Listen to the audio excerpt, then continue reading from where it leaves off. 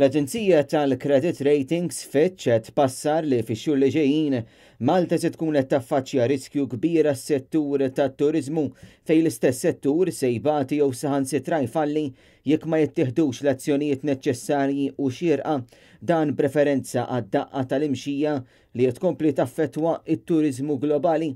L-istess aġenzija mlet referenza wkoll għal vouchers li l-Gvern beda jqassam.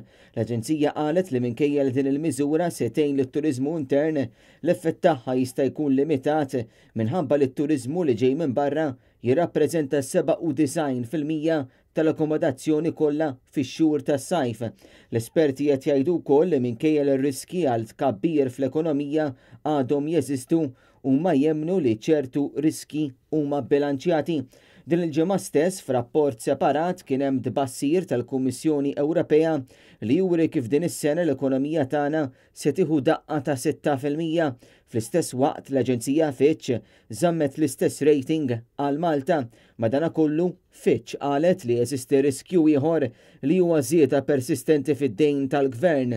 Infatti, ċifri uffiċjali maħruġa mill-NSO tul din il-ġimgħa juru li fl-ewwel kwart tas-sena l-isbilanċ fil-finanzi tal-Gvern kien jammonta għal 336 miljun euro u d-dejn tela għal 6 biljuni.